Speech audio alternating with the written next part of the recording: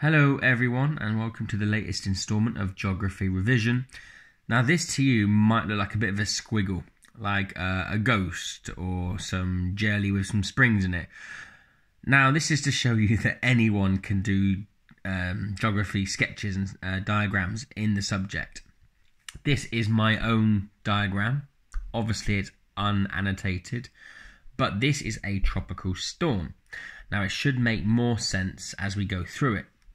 So that is our end product. That's what we hope to end up with. Okay, so what we're going to start with, first of all, is this blank page. Now, a tropical storm, as the last video says, it requires low pressure and high pressure in some areas too, but low pressure because you have coming up from the sea where it forms, don't forget, 27 degrees Celsius, 75 mile-an-hour winds, and 60 meters worth of depth of the water. You're going to have some rising air here. So you get rising air here, you get rising air here, you get rising air both sides. Why is it rising up? Hopefully you know that already, but it rises up because it's lighter than the surrounding area. So the first thing that happens is the warm air rises. Now as it rises up, it leaves this little space here below. Okay, now that space almost like acts as a vacuum, and more air will rise up below it and fill those gaps. Okay, ignore my rubbish arrows. Hopefully that makes a bit of sense to you. Now the rising air, don't forget, you get air rising up here. What does this cause? Try to think, can you remember? Rising air cools, condenses, and therefore you get clouds.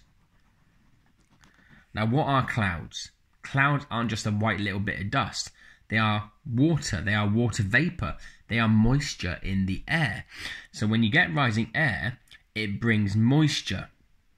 Okay? Now this, to an extent, forms this bit here, which is called, a little arrow, the eye wall. Okay?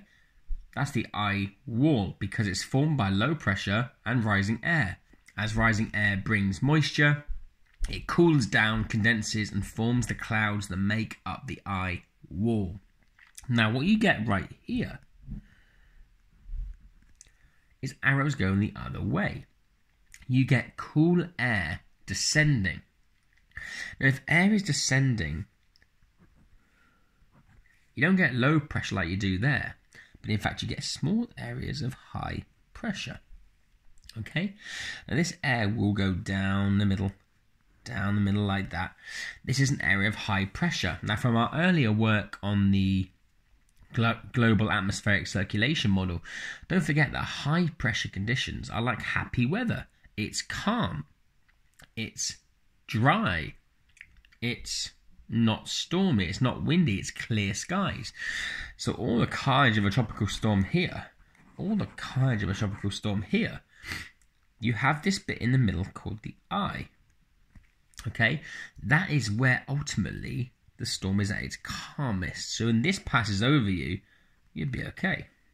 When this passes over you, or this passes over you, you wouldn't be.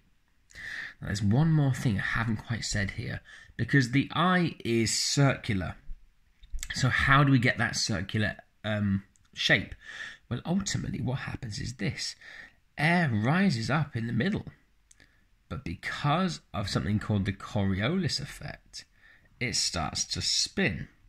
So you have air rising up and spinning, which ultimately sends air in both directions and causes the circular spinning motion like that. Still with the eye here right in the middle, nice and calm.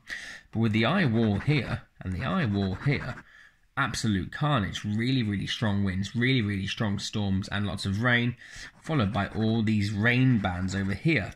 Large bands of rain that come with a tropical storm. Now I know that looks messy, but hopefully that has just shown you a little bit about how tropical storms form and maybe helped you remember it a little bit more. So first of all, warm air rises, leaves a space below, which is filled by the surrounding air. The rising air brings moisture with it. That's why it cools, condenses, and brings clouds, such as this bit here, the eye wall.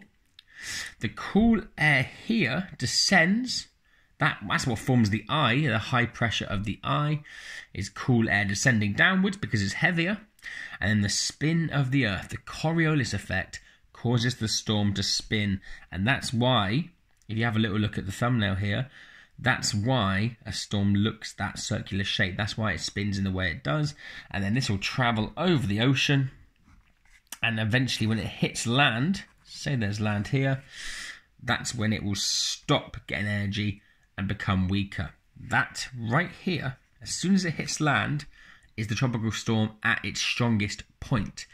Anytime it goes over land, it starts to lose energy. And that's a tropical storm.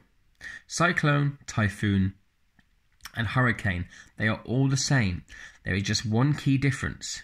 Okay, so a hurricane, if you ever see Hurricane Katrina, for example, that is because it happens over towards North America. It's primarily about location. Okay, if you see like a cyclone, then normally that is over the Indian Ocean, around that area. And a typhoon, maybe see like Typhoon Haiyan, for example, that's also towards kind of Eastern Asia. They are all the same thing, they just happen in different places. Hopefully that was helpful. As normal, please put any questions in the comments. And have a great day, guys. Have a great summer. See you soon.